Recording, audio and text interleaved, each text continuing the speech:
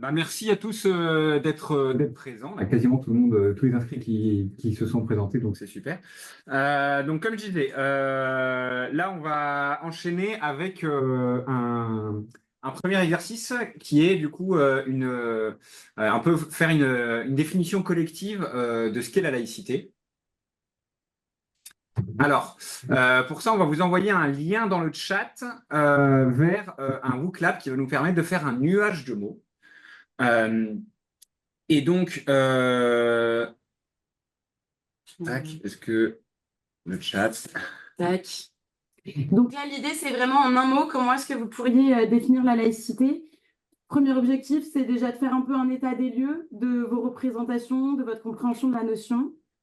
Donc, vous avez le lien là dans le chat. Si jamais vous avez une difficulté d'accès, n'hésitez pas à nous le dire et ou à nous envoyer votre mot éventuellement dans le chat à nous, à Nassège, et on le rajoutera sur le mur de mots. Je laisse Ouais, intéressant, beaucoup de choses. Alors, donc, plus un mot a été mis deux fois, plus il est gros. Je vois qu'il y en a encore qui arrivent. Donc, la laïcité, c'est séparation, neutralité, ça bouge encore, liberté de conscience, en religion, principe. Liberté, alors avec différentes libertés de culte, liberté d'expression, je vois, liberté de croyance. Et donc il y a cette question de liberté, d'égalité aussi, qui est intéressante, de neutralité de l'État. Alors c'est intéressant du coup déjà la différence entre neutralité et laïcité. Alors on est figé, je ne sais pas si vous nous entendez. Ouais, on nous entend? Ouais, c'est bon. Ok. Oui. Désolé, je nous voyais figés sur l'écran, donc j'avais peur. Voilà, traitement. Arrêtez d'en mettre parce que sinon. Voilà, merci. Et cette question des valeurs de la République, en effet, ça fait partie des valeurs de la République. La laïcité, un des principes, un de ses principes fondateurs. Et ben, du coup, je vous propose qu'on enchaîne avec trois définitions qu'on va vous proposer. Parmi les trois définitions qu'on va vous proposer, il y en a une qui est une définition, alors c'est des parties de définition. Une, c'est une partie de la définition de la laïcité, une de l'athéisme et l'autre du pluralisme. Donc on va vous montrer ces trois définitions, une par une, et vous allez devoir nous dire dans le chat si, selon vous, c'est la définition de la laïcité, de l'athéisme ou du pluralisme. Et pourquoi, si possible. Voilà, je vous partage et après on aura un petit temps d'échange. Si vous avez des réactions, que ce soit sur le nuage de mots ou sur là les définitions, on prendra un petit temps d'échange là-dessus, voir si pour vous c'est OK ou si ça vous interroge. Voilà, alors. Non. Si ça fonctionne. Alors, première définition. Donc, désigne un système qui admet l'existence de courants différents. Parce que je vois pas avec le. Voilà. De courants différents, mais ce n'est pas la juxtaposition de toutes les religions et croyances. Donc, entre pluralisme, athéisme et laïcité, selon vous, vous pouvez le mettre dans le chat, c'est la définition de quelle notion?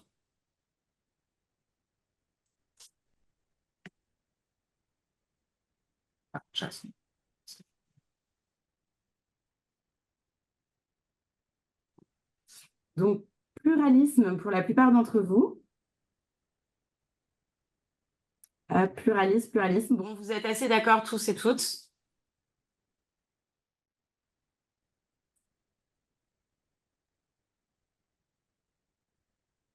Et donc, effectivement, bien vu. Tout à fait. C'était bien la définition du pluralisme. Alors, est-ce que ça parle à des gens, le pluralisme? pouvez prendre la parole, hein.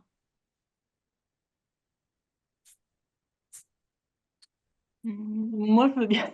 Ça me parle pas Allez-y. du tout pour le coup. Moi, je veux bien des éclairages, des précisions sur qu'est-ce qu'on Ok, entend par pluralisme. ok. Alors, le pluralisme, c'est une définition plutôt, on va dire, belge de la laïcité. Beaucoup de mouvements en Belgique ne se disent pas forcément laïcs, mais plutôt pluralistes, où justement ils sont vraiment dans vraiment une confrontation des religions pour une construction commune plutôt qu'une laïcité. C'est une définition légèrement différente du coup de la française, où c'est plutôt on additionne la totalité des religions pour que chacun puisse se faire son avis. Et puis, il y a un aspect assez philosophique aussi à cette notion de se dire qu'en fait, on se nourrit tous les uns les autres. Donc voilà, souvent on en parle aussi sous un aspect un peu plus philosophique. Tout à fait. Est-ce qu'il y a des réactions de d'autres participants, participantes? Eh bien, on vous en propose une seconde alors. Hop. Donc, désigne un régime juridique et politique de séparation entre l'État et les religions et la neutralité religieuse de l'État.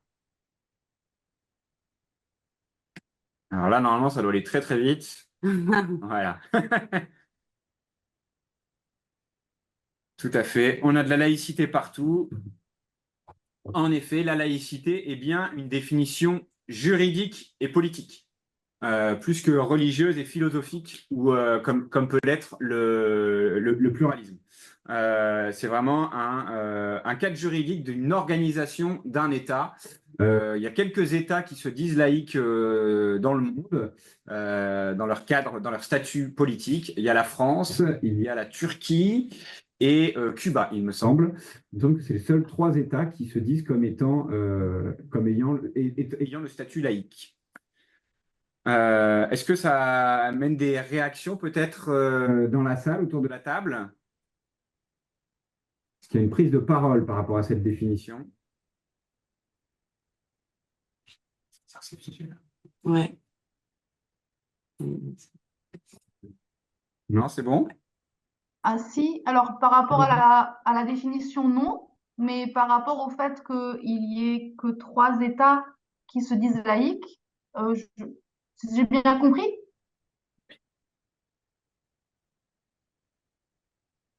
Allô? Oui, Oui, oui, on vous écoute. oui. Alors, vous entendez? Oui. Ok.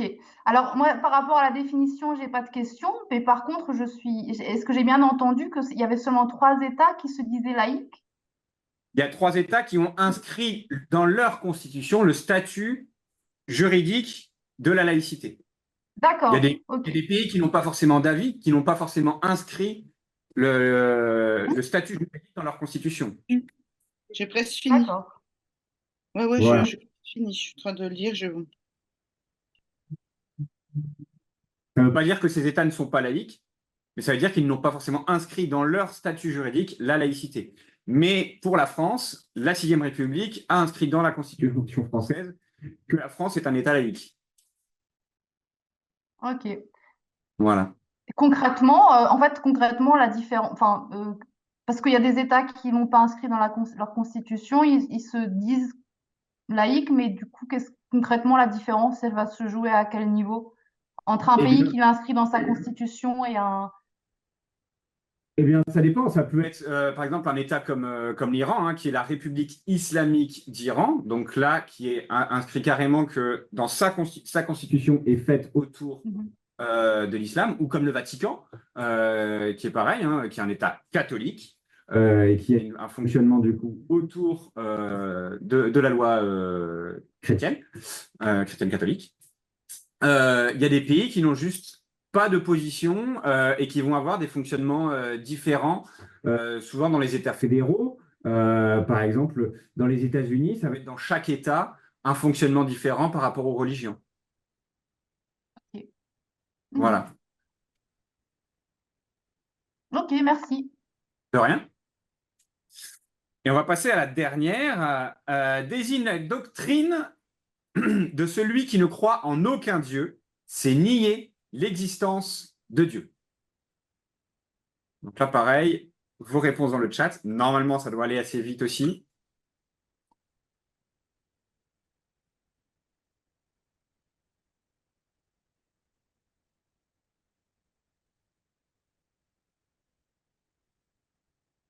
Un grand suspense. Sans grand suspense, c'est bien l'athéisme. Avoir une position athéiste et c'est faire avoir un fonctionnement comme si l'existence de Dieu n'existait pas et qu'elle n'avait pas forcément d'influence sur notre fonctionnement. Voilà. L'agnostic, c'est de ne pas savoir, en fait. D'accepter, mais de ne pas savoir. Oui, la réaction? Non?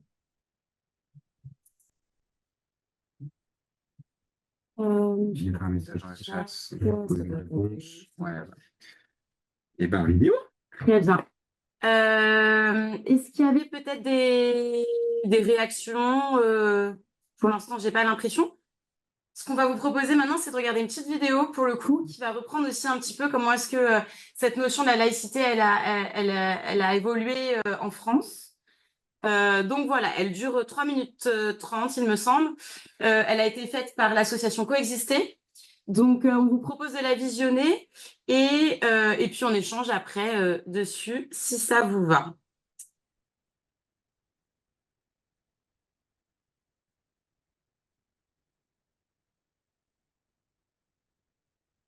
Et puis, c'est parti. C'est bon. Faut aller sur la bonne fenêtre.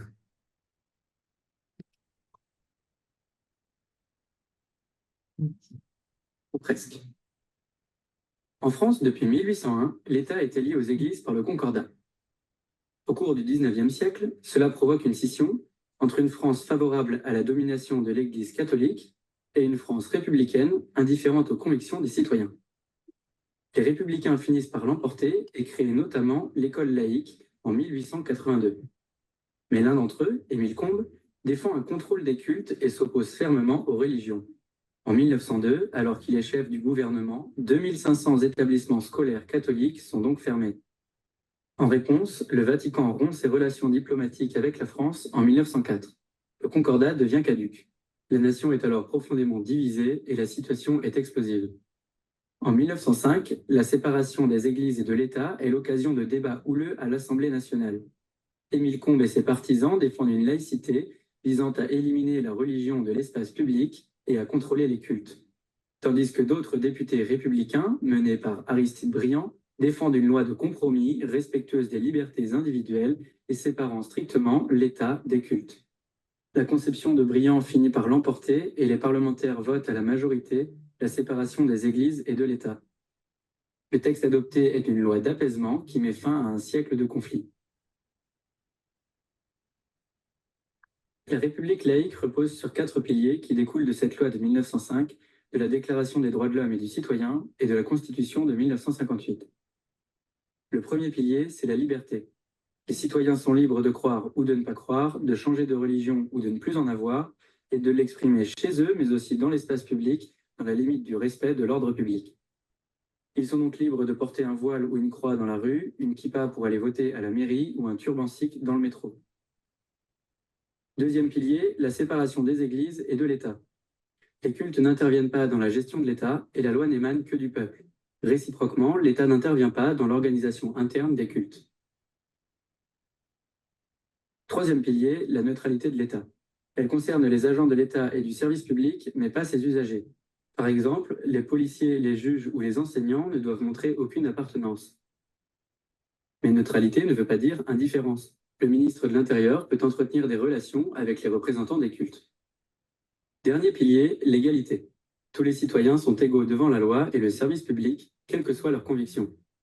Finalement, la laïcité permet à chacun d'exprimer librement ses convictions dans le respect de la loi et des autres. Cependant, la République laïque reste ferme à la fois contre les dérives intégristes contraires à la loi mais aussi contre ceux qui appellent à la haine des religions et des croyants. Presque facile, mais deux lois récentes prêtent souvent à confusion. En 2004, une loi interdit aux élèves des écoles, collèges et lycées publics le port de signes ou de tenues par lesquels ils manifestent ostensiblement une appartenance religieuse. Toutefois, les élèves peuvent porter des signes religieux tant qu'ils sont discrets. Cette loi vise à préserver les enfants des pressions, y compris de leurs camarades, afin qu'ils puissent ensuite faire leur propre choix. Mais elle ne concerne pas l'école privée ni l'université dont les étudiants sont majeurs. Elle ne concerne pas non plus les parents d'élèves ni les intervenants extérieurs, comme ceux de la Fondation Abbé Pierre ou de la Croix-Rouge. La loi de 2010 prête elle aussi à confusion. Elle interdit de dissimuler son visage dans l'espace public, c'est-à-dire de porter un voile intégral, un casque de moto, une cagoule, etc. Mais cette loi ne se fonde pas sur le principe de laïcité. Elle a été écrite dans un objectif de sécurité et d'ordre public. Finalement, la laïcité n'est pas une opinion, mais bien le cadre qui les permet toutes. Être laïque, c'est uniquement adhérer à des lois et des principes. On peut donc être chrétien et laïque, athée et laïque, musulman et laïque, juif et laïque, etc.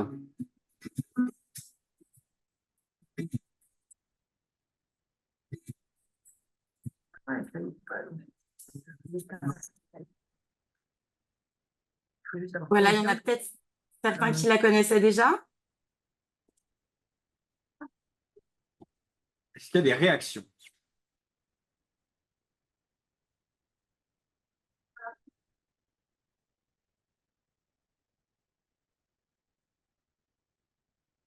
Si je vous dis, bah finalement, en fait, c'est simple. On a des lois, on les applique. C'est pas très compliqué, la laïcité.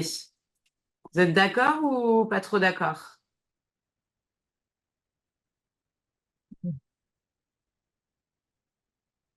Vous pouvez utiliser les emojis, hein, si vous voulez pas prendre la parole. Vous pouvez aussi juste mettre oui, non.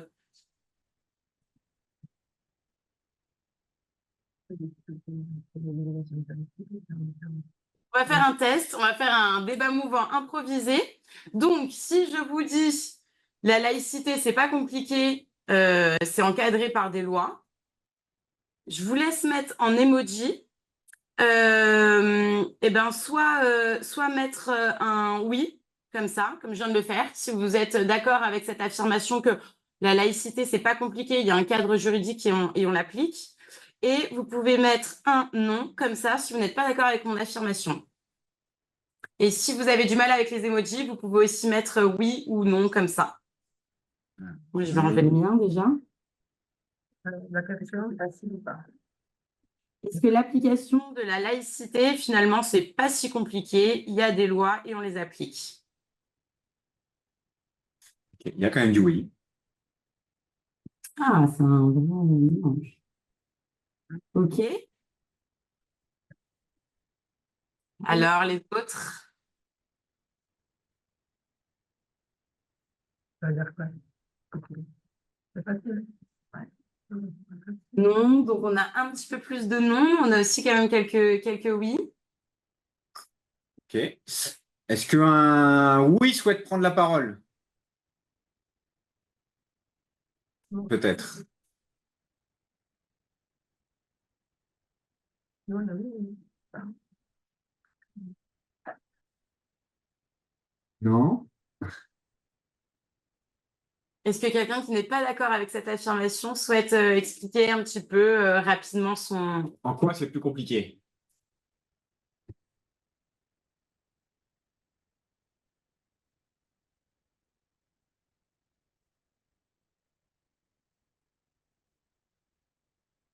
Ben, on va vous mettre en sous-groupe et là, vous n'allez pas avoir le choix. Voilà. Là, vous allez devoir maintenant Non. échanger. Alors, on va faire des groupes de entre 5 et 7 personnes. Voilà, il y a 1, 2, 3, 18 participants avec moins nous 17. 3 fois 6, 18. Oui, t'inquiète. Ben, je te laisse expliquer la Ouais. consigne. Et puis... Donc, on va vous mettre en petits groupes. Maintenant qu'on a redéfini un peu la laïcité, notamment son parcours en France, alors on a vu que c'est compliqué, hein, ça fait quand même plus de 200 ans qu'on parle de ce problème en France et on voit que, vu que vous êtes nombreux aujourd'hui, que c'est toujours pas très clair et un peu compliqué à aborder. Donc l'idée, c'est que là, en petit groupe, pendant 15 minutes, vous puissiez échanger sur concrètement, dans vos dispositifs de participation des jeunes, quelles problématiques ça cause et si vous avez trouvé des solutions, quelles solutions vous avez pu mettre en place pour ceux qui ont pu trouver des solutions. OK? Ce sera plus simple de discuter en petits groupes. Donc, on va vous dispatcher en 3 petites salles. Ça marche. Vous allez échanger pendant 15 minutes. Ce serait bien qu'à la fin, vous puissiez désigner un rapporteur pour rapporter un peu les échanges que vous avez pu avoir et du coup les problématiques.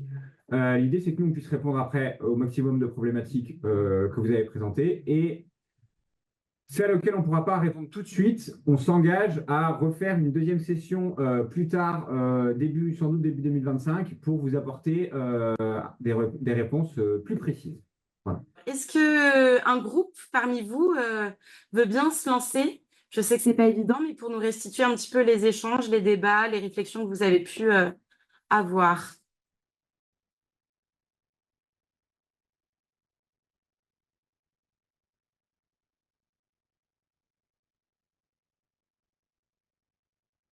De quoi est-ce que vous avez parlé dans votre groupe?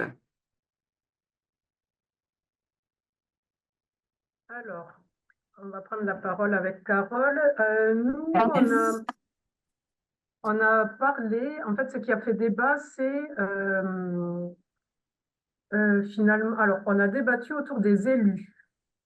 On s'est demandé si les élus avaient été soumis au principe de neutralité ou pas. On a discuté aussi du voile et finalement, les lois semblent claires, mais ensuite sur le terrain, c'est très souvent soumis à interprétation.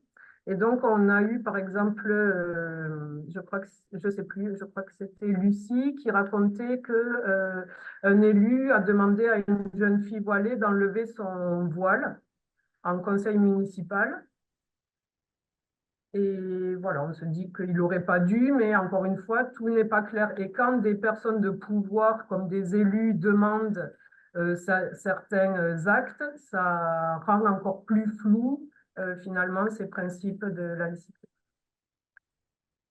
Cet argument d'autorité. OK. On a aussi évoqué le parallèle qu'on a avec l'éducation nationale, c'est-à-dire que l'éducation nationale, dans le cadre de l'émancipation des jeunes et des apprentissages, demande effectivement à ce qu'aucun élève ne porte de signes ostentatoires, ostensibles, etc. Pour autant, nous, on est en délégation de service public, avec le même ministère. Et donc, on s'est posé la question, dans nos structures jeunesse, qu'est-ce qui s'applique ou pas, alors que dans nos statuts, on est associatif et par voie de délégation, on est service public. Donc, il y avait aussi cette question-là, notamment sur la question des mineurs, de savoir si on était aussi rattaché à l'éducation nationale et régi sous les mêmes principes. Bon, a priori, non. Enfin, en tout cas, nous, c'est ce qu'on applique, mais voilà. Et on se posait effectivement cette question. Et au niveau départemental, c'est Madeleine qui posait aussi la même question. Dans des instances où les jeunes sont en représentation, comme les conseils dans le conseil départemental des jeunes, par exemple, est-ce qu'ils sont soumis finalement à ce principe de neutralité puisqu'ils sont en représentation, en représentativité d'autres personnes?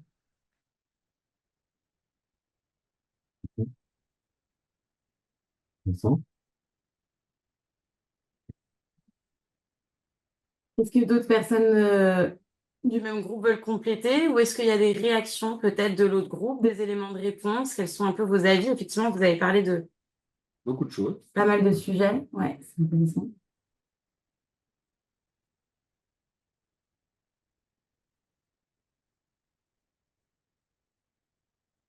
Mais on n'a pas eu l'occasion de parler de l'alimentation, qui était aussi un sujet posé.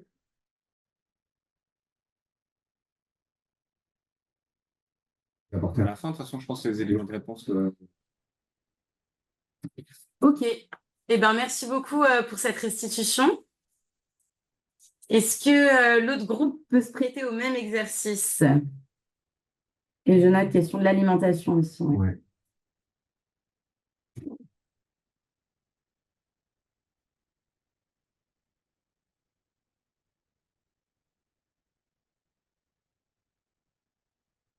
Alors, pour le second groupe, est-ce qu'il y a quelqu'un qui veut bien prendre faire le rôle de rapporteur, s'il vous plaît?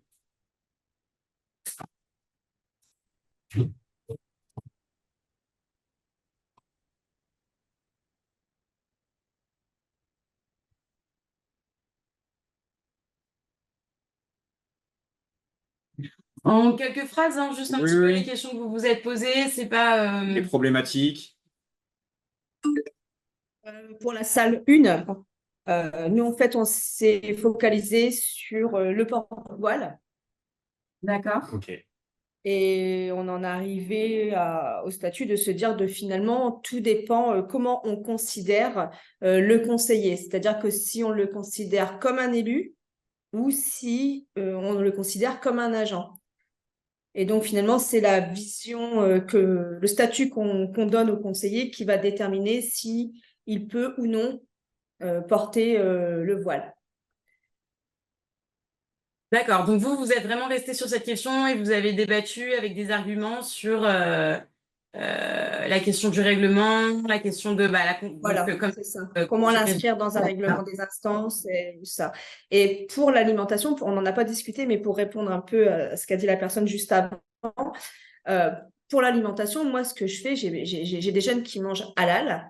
Alors, bien évidemment, selon nos critères, ça ne rentre pas dans la laïcité pure. Mais finalement, moi, ce que je fais, c'est, par exemple, je commence végétarien, tout simplement. Je ne mets pas régime sans porc ou quoi que ce soit.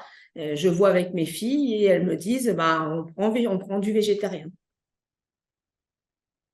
Le végétarisme est une philosophie et non une religion, mais qui a des contraintes avec la vie collective qui sont les mêmes et à laquelle on peut s'adapter. Tout à fait.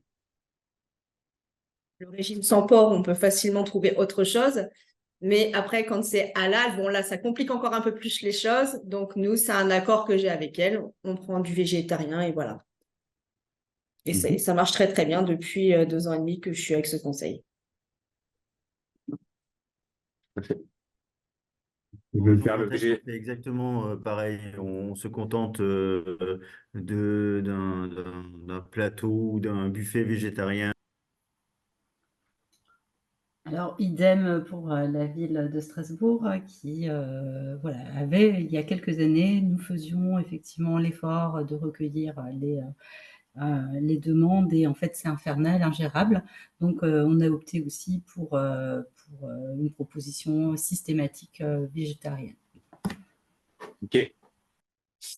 Et du coup, pour en revenir à cette question du voile, qui a l'air quand même d'être importante chez tout le monde, est-ce qu'avec on peut refaire peut-être un oui-non de tout à l'heure, comme tout à l'heure avec les emojis, qui autorise le port du voile aux jeunes aux jeunes au sein de son conseil?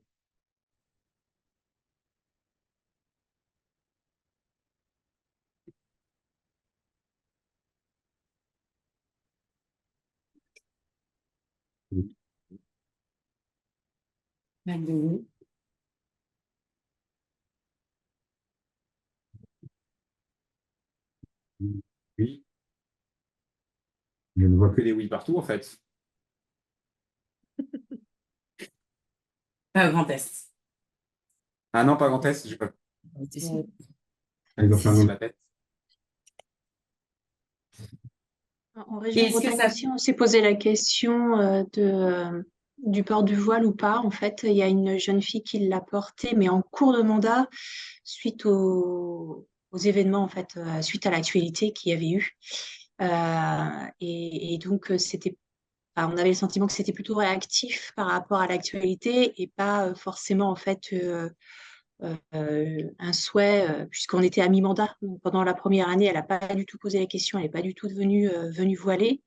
Et sur la deuxième année, elle est venue en fait avec le voile. Elle nous a quand même demandé si elle pouvait le porter. Et du coup, on n'avait pas en fait le principe de base. On s'est posé les mêmes questions que les collègues, savoir, voilà, c'est une jeune qui est quand même en représentation, qui est censée être élue. Voilà, et du coup, qu'est-ce qu'on fait, quoi? Donc, sur le coup et dans la précipitation, on lui a demandé si elle souhaitait bien l'enlever, ce qui n'a pas posé de problème. Mais voilà, je me posais en fait la question aussi de l'influence de l'actualité en fait sur le port du voile ou pas. Enfin, voilà, des fois, c'est en lien aussi à ça. Parce que sur les années précédentes, on n'avait pas en fait cette question-là qui était posée. Et du coup, ça a renchéri en fait sur vraiment la nécessité pour nous d'avoir un principe de base et de pouvoir répondre tout de suite sur la position en fait de la région, quoi. Ok.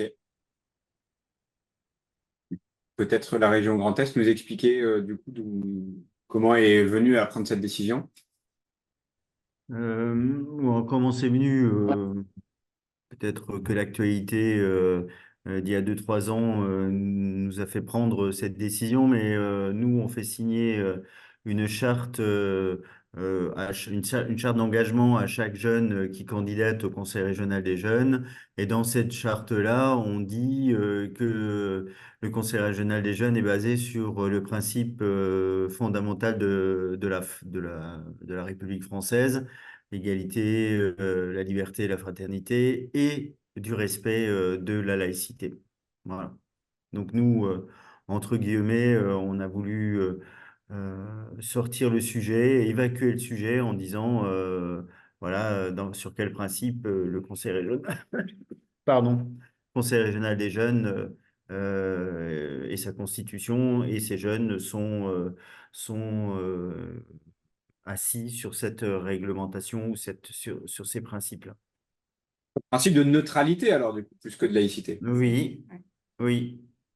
Voilà. Et Ok. de ne pas avoir de signe. Laïcité aussi, mais neutralité aussi. C'est Qu'on ça. a eu comme ma collègue de Bretagne, voilà, ces questionnements aussi, lorsqu'on va, je sais pas, mais représenter la collectivité représenter la collectivité et le Conseil régional des jeunes dans des instances ou dans des structures. Et on a souhaité s'asseoir dans le bon sens du terme ou s'adosser aux règles de la laïcité. Sur ce qu'on voyait tout à l'heure sur le principe de la neutralité des agents. Donc, vous considérez les enfants représentants de votre conseil comme des agents. Oui, oui, parce qu'ils ne sont pas élus. Ils sont simplement tirés au sort. Ok. C'est un choix. Ok. Il y a un nom aussi là, Madame Vassé, peut-être.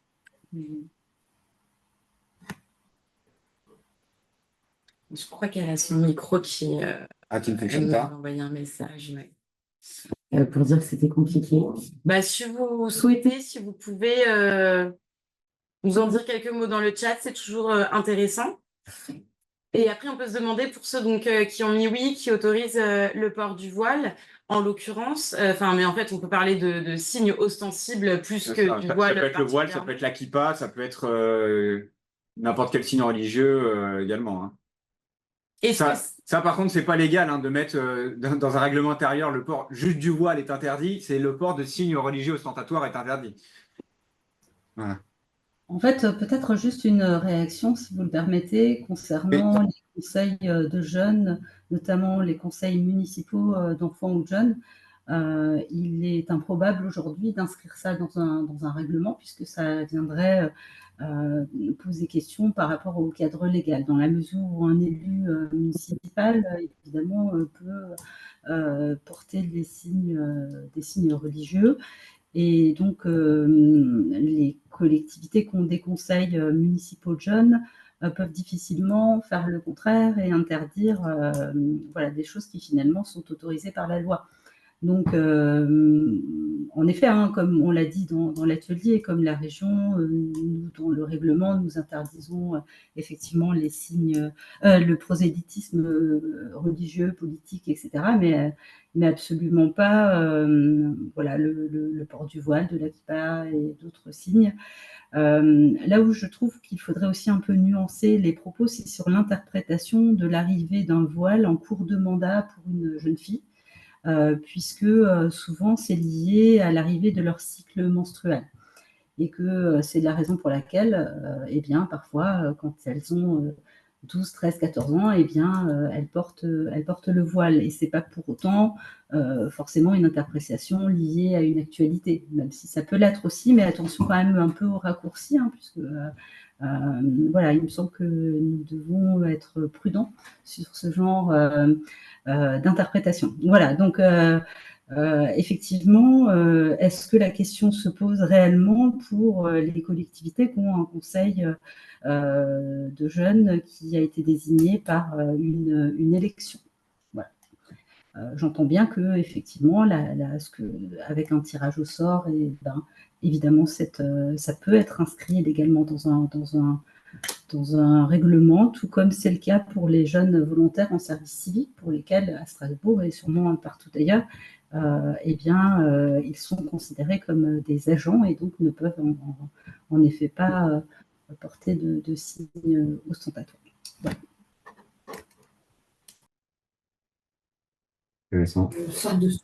Alors moi, j'avoue que j'ai répondu très vite que j'autoriserai.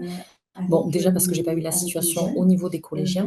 Sur le groupe des jeunes entre 16 et 25 ans, oui. Bon, voilà, la seule réaction, c'est que sur la Excusez-moi, pardon, photo... C'était Ouais. déjà vous en plus la dernière fois. Il y a quelqu'un qui a son micro allumé Oui, et mais ça. pas facilement, je partage le bureau et... À chaque on fois, m'entend c'est pour vous. Je suis désolée, je vous coupe encore une fois. on m'entend pas bien. Non, on entend une double personne en fait. Ok, On entend donc je quelqu'un. coupe le micro parce que je peux pas faire autrement. Non, c'est pas vous, pardon, c'est pas vous, c'est quelqu'un, un participant, à mon avis, qui a son micro allumé, qui parle à côté. C'est pardon. Non, Voilà. je pense que Du c'est coup, moi c'est qui vrai que c'est partage un un peu. bureau. Non, c'est moi qui partage un bureau et donc là, vous voyez, vous l'entendez plus. Ah oui, voilà, c'est ça. Ouais, non, c'est moi. Donc je coupe le micro. Non, mais allez-y, c'est pas grave, on va faire avec alors. Pardon. Bah, on va pas vous empêcher de parler parce qu'il y a quelqu'un dans votre bureau quand même, c'est pas très inclusif. Parce que vous pouvez. Ce que j'expliquais, c'est que moi j'ai répondu oui facilement parce que j'ai pas été réellement confrontée à une difficulté. Sur le groupe des collégiens, ça m'est jamais arrivé. Sur le groupe de jeunes qu'on a entre 16 et 25 ans, il y a une jeune qui est voilée, qui est venue qu'une fois parce qu'elle vient d'intégrer le collectif. En tant que telle, moi j'ai pas du tout fait gaffe. Il y a juste une photo qu'elle a prise en selfie et que la com a refusé après de publier. Pour éviter, en fait, voilà. Bon, moi, j'ai pas trop bataillé, j'avoue. C'était une photo de groupe, il y en avait d'autres, bon, voilà. Mais j'avoue que moi, spontanément, je dirais rien, mais je serais très embêtée par la situation où un élu me demanderait. Voilà, je sais pas. J'avoue que je suis pas à l'aise avec le sujet, sauf si effectivement le cadre en fait autorise en fait de porter un signe, qu'il soit élu ou représentant ou pas, enfin parce que représentant c'est un grand mot aussi, c'est pas non plus très officiel la représentativité des jeunes dans les conseils. Bon voilà, donc moi si je sais que la loi elle autorise, moi je bataillerai pas du tout. Et puis c'est vrai que sur les raisons aussi, moi jamais sauf si dans la discussion avec un jeune on parle de religion et que la personne me dit moi je porte ce signe-là parce que voilà, mais jamais non plus face à un signe je chercherai à comprendre pourquoi pour savoir si j'accepte ou pas, pas du tout. Par contre ça c'est sûr. Voilà, donc pour l'instant j'ai répondu oui parce que oui. Mais parce que j'ai pas été, il n'y a pas eu de situations qui ont généré un problème. À mort qui levait la main. Oui, mais non, c'était juste pour souligner un point. Je pense qu'on fait encore un petit peu la confusion entre laïcité et neutralité. Donc, on a la laïcité qui est là en cadre institutionnel, on va dire, en France. Et donc, et la neutralité qui est plutôt, elle, une attitude qui est requise, mais pour les représentants de l'État, comme les fonctionnaires, par exemple. Et du coup, est-ce que cette neutralité doit s'appliquer aux membres d'un conseil de jeunes ou d'enfants? J'en suis pas sûr. J'ai l'impression que si on l'impose, et ben là, ce serait aller à l'encontre de la laïcité, justement. Mhm. Ok.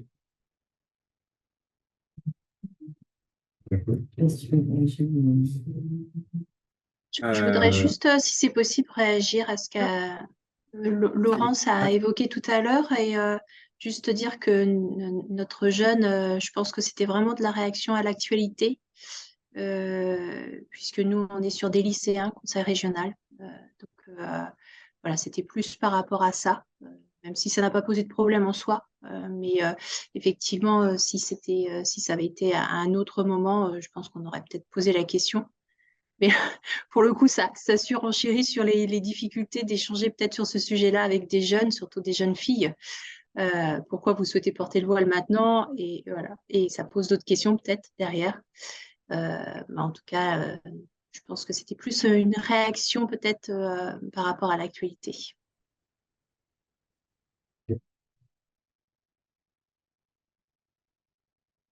Alors, il y a un message intéressant dans le chat. Est-ce qu'on m'entend là? Ouais. Est-ce que le fait d'être élu ou tiré au sort peut vraiment définir si les signes ostentatoires sont autorisés ou non dans un conseil de jeunes?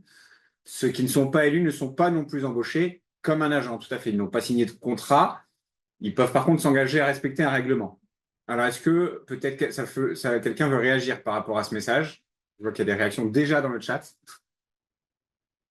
Euh, bah, justement, moi, ce que j'aimerais savoir, j'ai pas vraiment la réponse, hein. Donc, ça concerne que la partie sur le règlement et sur donc c'est un peu, ça rejoint un peu ce que je disais tout à l'heure sur la hiérarchie des normes entre guillemets, où on a donc un cadre institutionnel quasiment qui dit que la France est une république laïque. Donc cette laïcité permet aux gens de croire ou de ne pas croire et de ne pas être inquiétés pour leur foi. Du coup, est-ce qu'un règlement qui imposerait telle ou telle chose, eh ben, ne serait pas en désaccord avec ce principe même?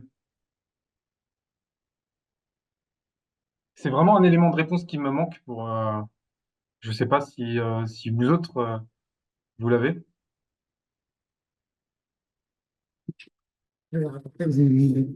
Bah, globalement, vous pouvez définir on a le droit de définir un règlement intérieur qui permet un bon fonctionnement à partir du moment où on considère que tel comportement nuit au fonctionnement de l'instance.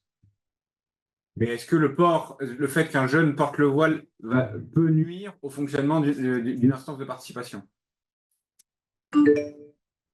Ou d'un signe religieux tel qu'il soit, hein, d'ailleurs.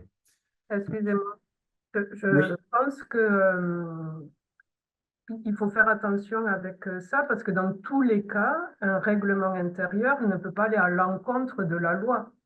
Tout à fait. Qu'on soit au clair avec la loi et que Tout à fait. le règlement s'appuie. Alors, on peut fermer un petit peu, donner plus de détails, mais si la loi dit que le port du voile est autorisé chez les jeunes filles dans l'espace public, notre règlement intérieur ne peut pas dire le contraire. Tout à fait. Et y Même compris, si ça même gêne si certaines personnes ou même si ça gêne bon, je ne sais pas trop pourquoi ça gênerait le bon fonctionnement d'une structure, mais je trouve que c'est assez grave de dire ça parce que ce serait encore soumis à interprétation et c'est déjà ce qui est très compliqué avec ces principes-là de laïcité. Mais, tout à fait. Mais après, il peut y avoir une discussion avec les jeunes entre eux, une fois qu'ils sont dans leur instance, et avoir des discussions autour de cette laïcité. Puisque ce n'est pas en imposant une neutralité qu'on va faire vivre la laïcité. C'est ça aussi qu'il faut différencier.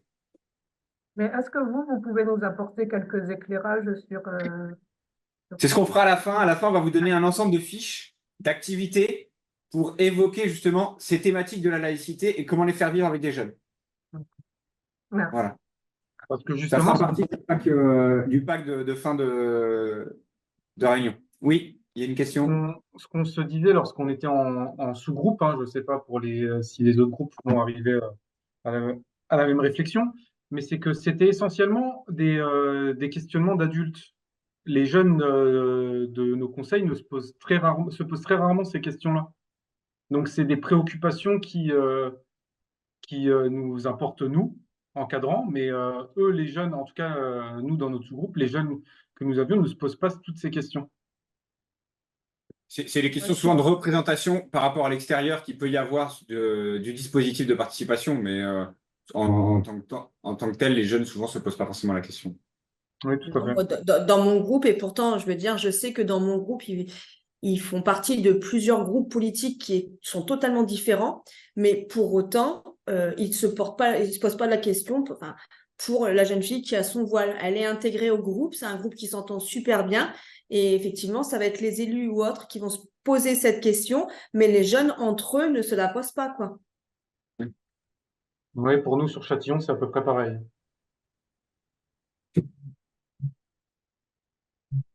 On va passer à la Pardon. Ouais. Oui. Non, en fait, je voulais juste. Il y a une question qui est que soit on se dit que c'est la République en fait qui fait foi et qui fait loi, soit les communes en fait se retrouvent à défendre leur autonomie. Et c'est ce qui se passe aussi pour les établissements privés dans plusieurs cas. Et du coup, si les municipalités sont autonomes dans leur fonctionnement, parce que la loi n'oblige aucun fonctionnement pour les municipalités, enfin, elle ne régit absolument pas ça, il y a un vrai flou juridique en fait.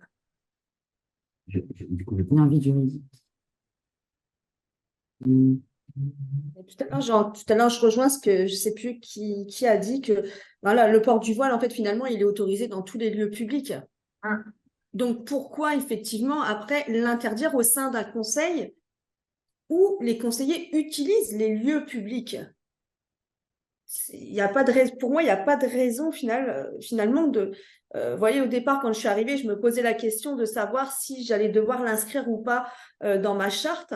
Mais finalement, avec tous les arguments que l'on a des uns des autres, finalement, je me dis que s'il est autorisé dans les lieux publics, pourquoi l'interdire dans le conseil des jeunes alors qu'ils sont en présentation dans les lieux publics? Même si c'est au sein d'une école, hein, parce que c'est la loi de 2004 par rapport à l'école, c'est l'école en tant que fonctionnement de lieu de l'éducation, enfin, lors des temps de l'éducation nationale. Même si votre conseil a lieu dans une école en dehors du temps scolaire, une jeune peut venir avec son voile, légalement. Puisque c'est le lieu de l'école, c'est le bâtiment de l'école, mais ce n'est pas dans le cadre de l'institution de l'éducation nationale.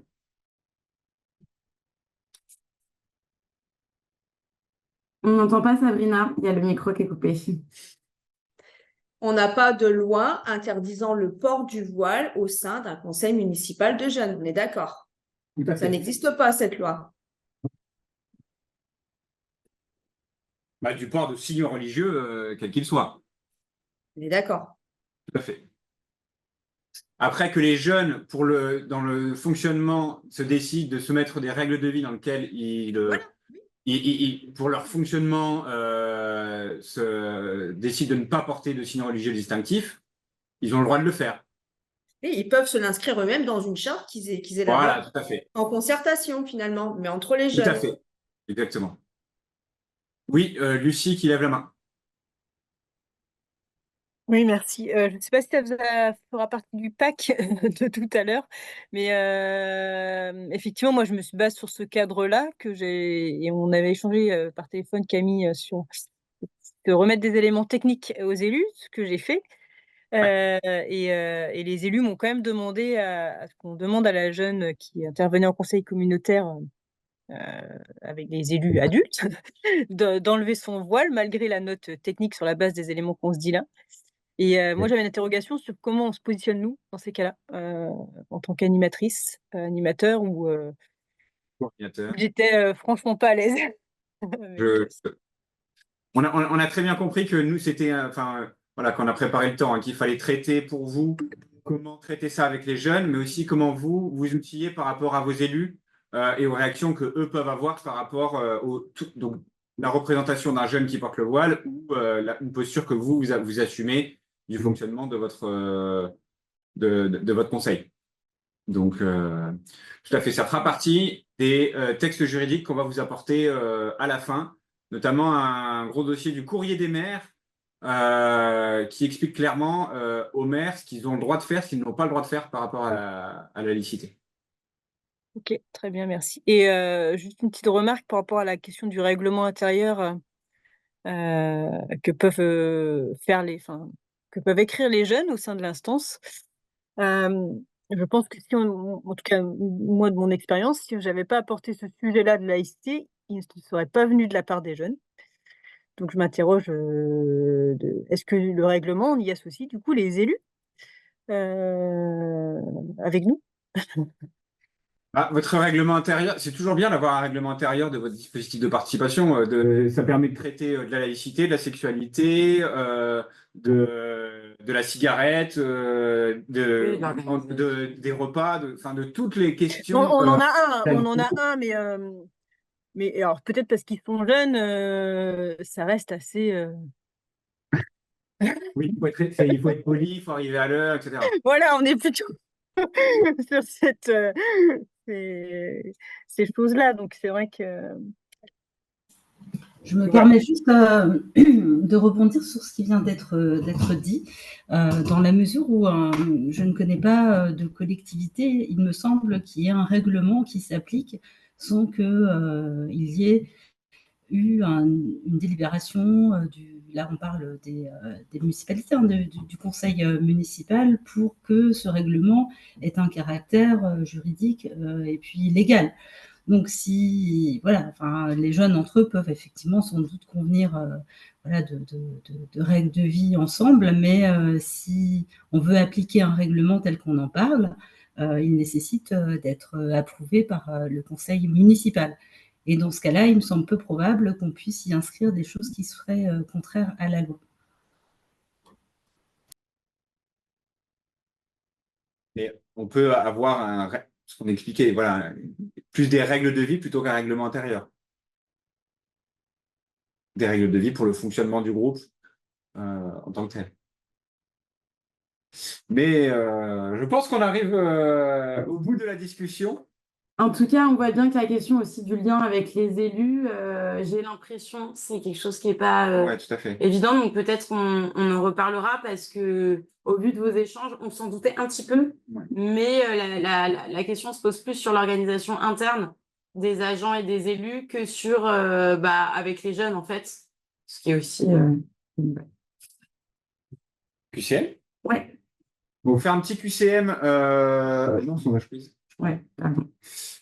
Pour voir un peu quel est votre niveau de connaissance sur la laïcité. Donc, vous avez une douzaine de questions. Je vous laisse 10 minutes maximum à peu près pour répondre. Normalement, en 5-6 minutes, vous devriez avoir le temps de le lancer. OK? Voilà. Et ça va s'afficher directement sur votre écran, normalement. Personne ne voit vos réponses. Personne Tout à ne fait. saura si vous répondez bon ou mauvais. Vous aurez juste après, évidemment, les bonnes réponses au questionnaire. Mais donc, vos réponses ne seront pas partagées. Voilà, on vous laisse 10 minutes et puis après, on clôturera avec un petit partage d'outils. Voilà. Alors, les réponses sont très variées, hein. Normalement, vous les voyez. Fais afficher les réponses correctes. Tac, voilà. Comme ça, vous voyez quelle était la bonne réponse et vous voyez vos résultats. Il y a un peu de tout, on voit. Donc, les associations culturelles peuvent-elles recevoir des subventions publiques? Oui, hein. Il y a plein d'associations. Les Scouts et Guides de France sont une association catholique et ils reçoivent des subventions. La Croix-Rouge reçoit des subventions. Voilà. De quand date la loi qui, pour la première fois, a donné une définition juridique de l'espace public? C'est bien 2010. Dans l'espace public, nul ne peut porter une tenue destinée à dissimuler son visage. Y a-t-il des exceptions à cette règle? Oui, quelques-unes. notamment en cas, notamment pendant le Covid, avec le port du masque, etc.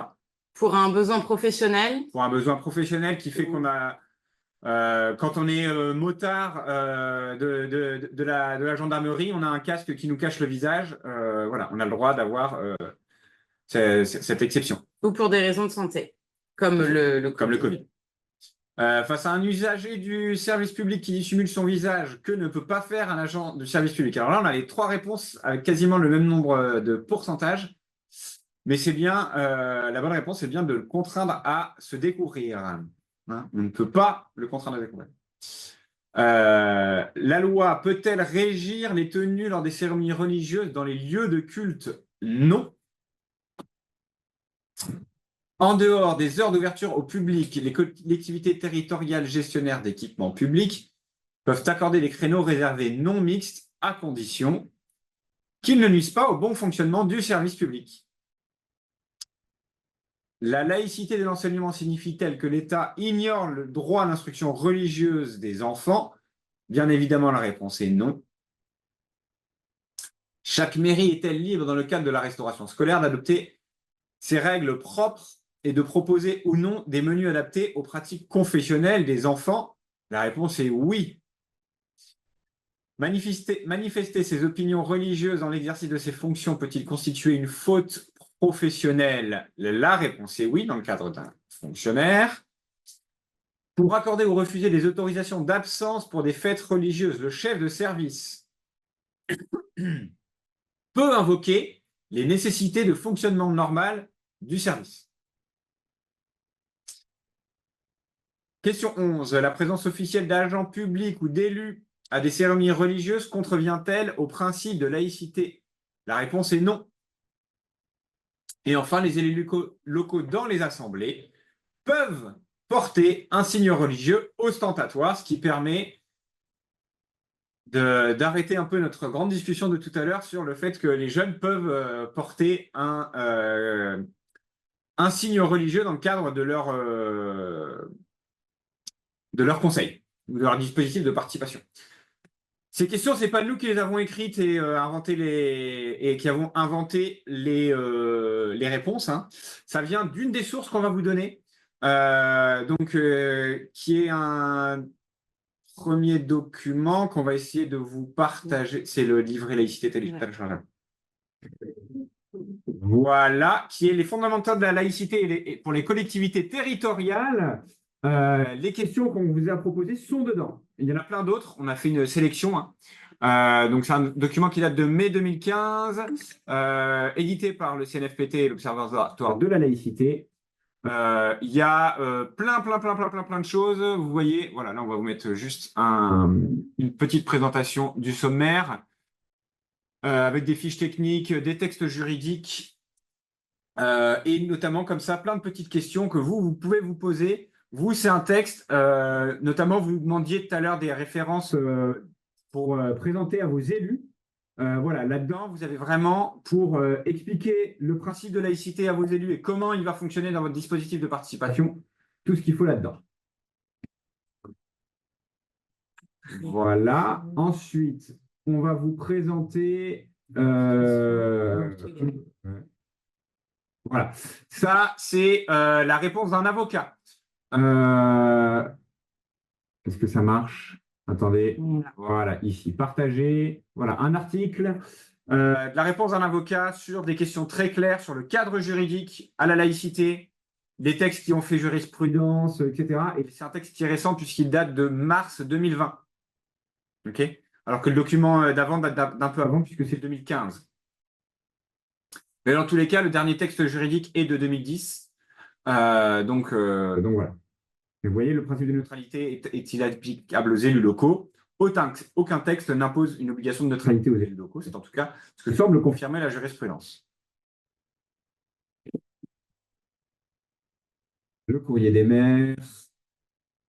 C'est un document très pas beau puisque c'est un extrait d'une page internet.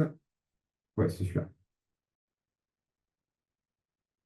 Donc un document qui vient du courrier des maires que j'ai recopié, qui est un peu, voilà, vous avez le lien en haut. Et après, du coup, une explication des différents textes de loi de présentation de la Constitution. Et le... Ouais. Le dernier qu'on va vous donner, là, c'est plus des fiches techniques pour mettre en place des activités qui permettent de traiter de la laïcité, ou en tout cas de la religion ou de thématiques autour de la spiritualité avec les enfants. Alors, c'est un document qui a été édité, qui s'appelle Anime Speak, qui est édité par les Scouts pluralistes de Belgique. Donc, ils ne sont pas dans la laïcité, mais ils sont dans le pluralisme. Et donc, voilà, donc c'est une ressource pédagogique qu'ils ont fait avec, vous voyez, tout un tas de fiches pédagogiques toutes faites, juste à appliquer, qui permettent de traiter de différentes thématiques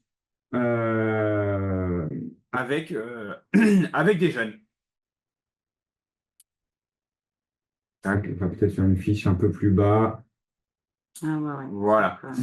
Ouais, donc vous avez le déroulement de combien ça dure à chaque fois, le nombre de participants, etc. Et donc, c'est toujours une fiche activité avec, du coup, ce qui est important dans ces activités, c'est le temps de débrief qu'il va y avoir après et le temps d'échange que vous allez avoir avec les jeunes sur comment ils ont vécu ce temps. Voilà. Et donc, vous avez toujours aussi une partie à la fin qui présente, vous, quelle posture avoir sur ce temps. Ce temps de débrief et ce temps d'échange que vous pouvez avoir par la suite. Voilà, voilà. Et il est pile poil 55. Est-ce qu'il y a des questions ou des demandes encore? Genre, il y a peut-être des questions dans le chat. Oui, vous allez avoir ces documents par... on va vous faire un WeTransfer, parce que ça va être trop lourd sinon, avec toutes ces pièces jointes. On va vous faire un WeTransfer dans la semaine avec tous ces documents et la vidéo pour que vous puissiez récupérer toutes ces ressources. Et je pense qu'on vous enverra aussi dans le mail une petite évaluation, savoir voilà, est-ce que ce temps a répondu à vos attentes et sinon comment est-ce qu'on peut y répondre plus tard. Voilà. S'il n'y a pas de questions. Peut-être des réactions à chaud.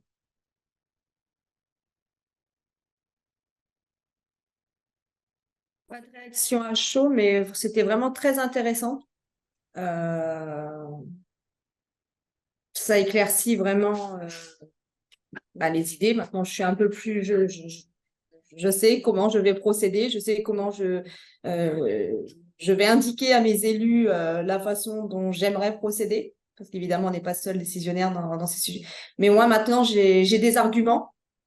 Et je vais avoir aussi des outils à leur présenter et je pense qu'ils vont, j'espère, je pense et je l'espère, ils vont suivre cette démarche aussi.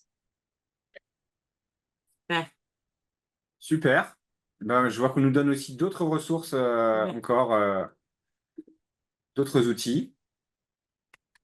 Alors, on en avait plein d'autres aussi, mais il fallait en 2 heures faire des choix pour que ça ne dure pas trop longtemps et rester dans des choses un peu cadrées. Il y a plein de choses qu'on aurait voulu aussi vous évoquer, mais ce sera peut-être l'occasion d'un second Anassèche Bonjour sur cette thématique qui permettront de traiter d'autres questions.